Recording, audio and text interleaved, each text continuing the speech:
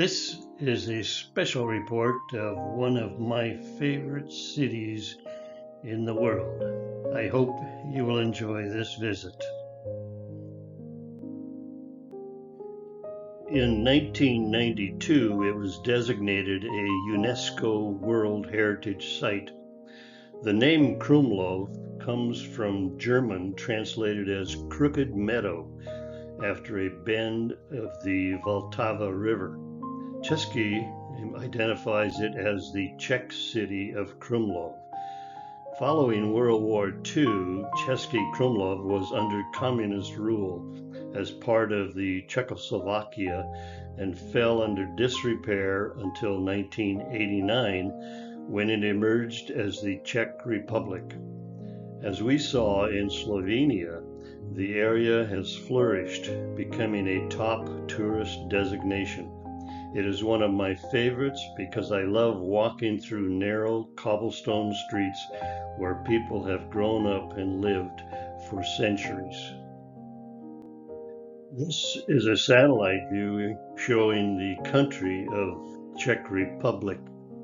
The Czech Republic, also known as Czechia and historically known as Bohemia, is a landlocked country in Central Europe.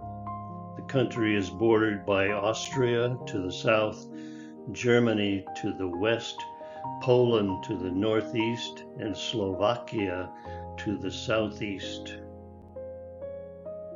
Cesky Krumlov has about 13,000 inhabitants, lies about 110 miles south of Prague by car. The area's oldest settlement goes back to the Stone Age, as you can image the protection offered being an island within a river, as you'll see. Here you can see the meandering river Vltava and the horseshoe bend in which is located the old city of Cesky Krumlov. The river actually cuts through the narrow neck, making the old city a river island city. The distance from the entrance bridge to the opposite side is 0.28 miles, and the distance across at the widest part is 0.2 miles. I have located our hotel in an ideal location for covering the city. Except for early morning hours, this is a pedestrian-only area. We arrived by bus from Prague. In the photo on the lower right, I have marked the line of sight from the bus station to our first view of Cesky Krumlov. What you see is the castle on the hill above the old city. We had to walk from the bus station to our hotel about 1/4 mile over the entry bridge toward the center of the city. On this slide and the next few, we're going to walk over the bridge, the main entrance into the city, and down the main street until we come to our hotel on the right. This slide, as shown by the arrows on the pavement, was taken from Google Earth. As we pass by on the street, notice the walls there on the left, for I'll have an explanation later that those walls are painted. Our hotel will be coming up on the right side of this street. Our hotel, Convis, the building was first mentioned by document in 1539, completely reconstructed in 1992. Ownership of the building has been documented from 1539 to present. Our room was on the second floor with a long hallway here and going through to the end there. And on the right, a very nice room with a window and a balcony. We had an unobstructed view of the castle from our balcony. Later I will show you how from the castle we could locate our room. We were out of the door and a few steps to the right and around the corner to the stairs of the Church of St. Vitus. Who was St. Vitus? According to legend, he died during the Diocletian persecution in AD 303. He was counted as one of the 14 holy helpers. His feast was celebrated with dancing before his statue, which became known as St. Vitus Dance, the name given to a neurological disorder. The Church of St. Vitus was constructed from 1407 to 1439 with later modifications and was built on the foundations of an older church from 1309. These are photos of the interior of the Church of St. Vitus. Pretty much typical Catholic cathedral.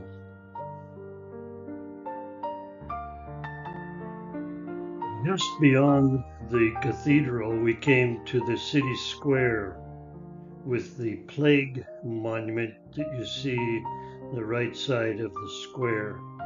The town hall dates from 1597 and was created by a merger of 3 Gothic houses. The 5-petaled rose festival is held on the summer solstice weekend. The international music festival Cesky Krumlov begins in July and ends in August. The plague column is topped with the statue of Virgin Mary and 8 saints, the patron saints of the town and protectors against plague. The work is from 1714 to 1716. The Black Death swept through Bohemia in Central Europe. Leaving the city square, we headed toward the castle and our first view of the river.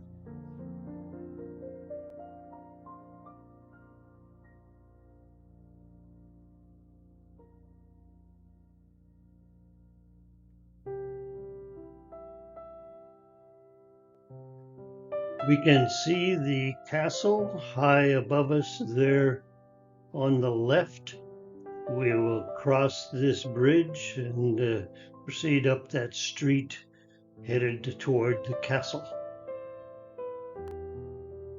Here we continue up the street and on the right side see some of the stairs ahead of us to get to the castle. Again, notice on the left of those stairs, the wall there is painted, and I'll give you more of a description coming up. This graphic is provided to show you where we are going with the next few slides. If you look to the upper left corner and where that blue line begins, that's entering into the castle area, and we will proceed in towards that larger square and turn immediately to the left, and we're actually going to go into that building there that's in the corner, and that's the tower. And in that area we will see some of the museum items. When we come out, we'll cross that courtyard there and enter into another set of buildings where you see the two squares. We will pass through those, and that's where we'll show some of the painted walls and what that is. Coming out of that area, we cross a bridge over to the area where there's a theater, and then that blue line continues on up towards the right corner and the beginning of the Royal Gardens. This slide again shows our pathway and going through the castle. As we enter there on the lower left, across that area, through a bridge over a little moat there, we'll see an interesting side to the moat, and then into that larger square area. Back over to the upper left, you see the tower there, and that's the building where the museum is at. Coming out and back across that courtyard and up to the upper right is where those two buildings are that have the squares there in the center. And then the blue line goes up above that, headed towards the theater and the gardens. This is the entrance to the castle there on the left. It is relatively unique in that it is surrounded by a moat filled not with water, but with bears. This was an attempt by the rulers of the castle to associate themselves with the powerful Orsini family, whose name is a pun on the Italian word for bear, orso. This is the main courtyard, actually called courtyard number 2. We entered through that passageway on the left and will go to that corner under the tower where we will visit the museum. These photos are from the museum. I have not found information on the queen with 6 swords. There is some history on the mummy in the glass casket. Apparently it is not who it was thought to be. It comes from a time when the Catholic Church venerated the remains of certain religions, certain persons. Pieces of them or relics were even dispersed throughout the empire. The best thing about the tower and the museum is the view. You look to the upper center right, and you will see that I have circled a spot pointing to 3 windows of our hotel room, just to the right of the green tree.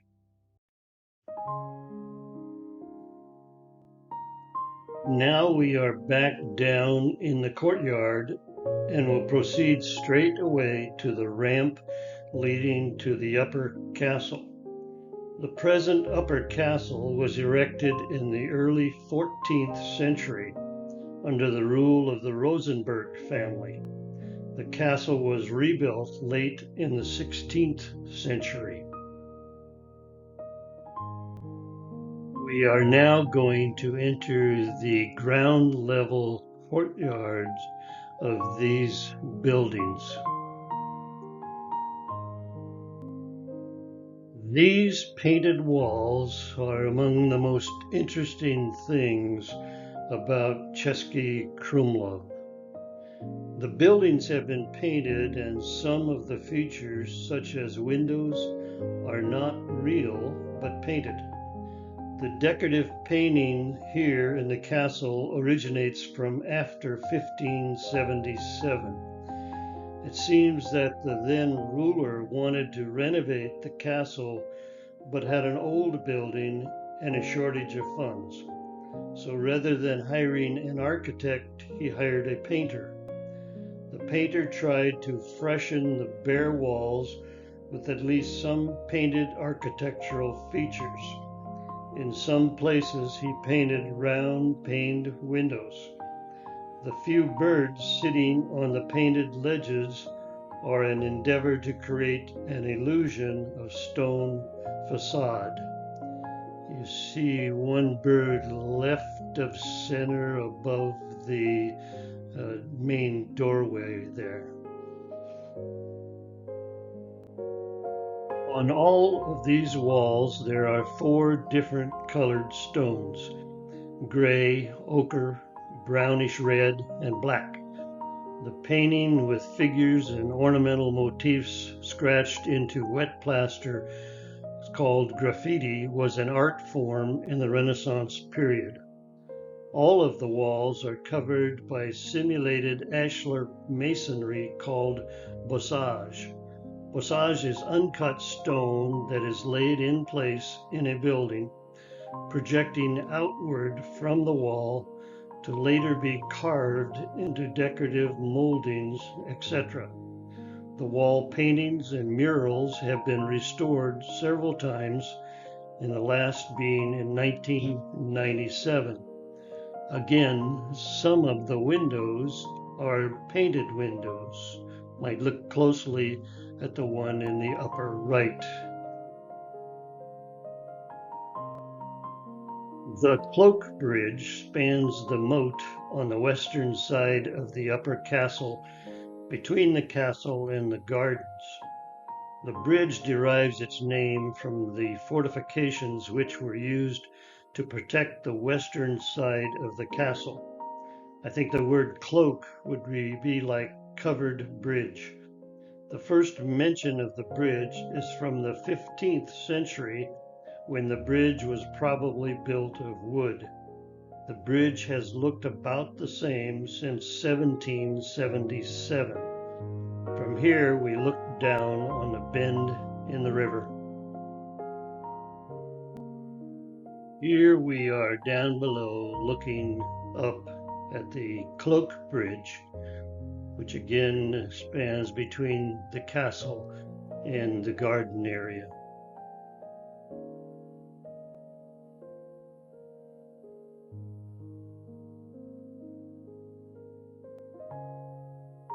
This is the entrance to the garden area. Unfortunately, we felt that we didn't have enough time, and so we did not go into the gardens. This area is just outside of the garden area.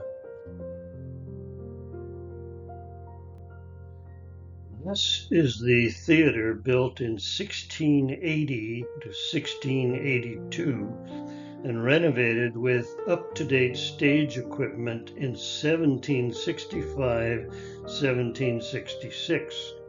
It is the oldest of the 4 theaters from the 18th century in the world that have preserved scenery, props, and stage machinery. Due to its age, it is only performed in a theater on special occasions. The equipment of the theater is protected as a national cultural monument. It was closed when we were there, and I understand it is special to see. We missed this by not going into the gardens. This is a revolving theater from 1959. A revolving auditorium is a mechanically controlled seating area which can be rotated in order to manipulate the change of scenery and stage sets. Revolving auditoriums are ideally suited for the use of natural scenery as an integral part of the set. It first required 40 people to power its movements, and in 1960 human power was replaced by an electric motor. And this is a treat that we also missed. These are a special convection that we noticed in Prague. It is called Tredelnik. Twice we went directly to get them, and twice they were sold out. Still have not had one. It originally comes from Hungary and Transylvania, made its way to Czechia in the 18th century through Slovakia. It is basically a dough wound around a spindle called a treadle, then baked and covered in a mixture of sugar and cinnamon. You can find them filled with ice cream and other toppings. In the early evening, we stopped for a wonderful meal along the river near the bridge that we crossed to go up to the castle. It was a very special evening. One of the things to do in Cesky Krumlov is to ride the river around the old city. Remember, the city is basically an island in the river. You cannot get lost in Cesky Krumlov. You will come to the river. I always enjoy walking old streets like these. Notice the wall paintings on both sides here. The town preserves the street layout from the Middle Ages. Most of the architecture dates from the 13th through the 17th centuries.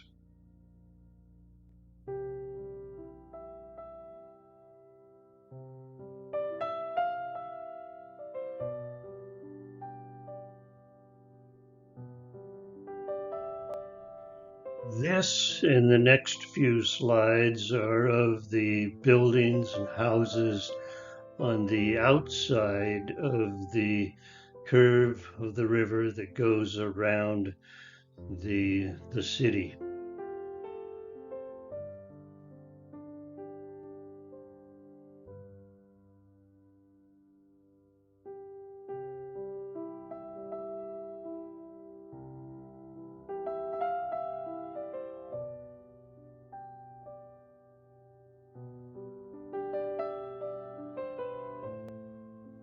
Evening at the hotel with lights on the castle. Our first photo was taken at 1:17 p.m. and our last photo was taken at 10:11 p.m. So we had about 9 hours to enjoy this jewel. The next morning we were on our way by car to Croatia. I would highly recommend 2 full days to really enjoy Cesky Krumlov.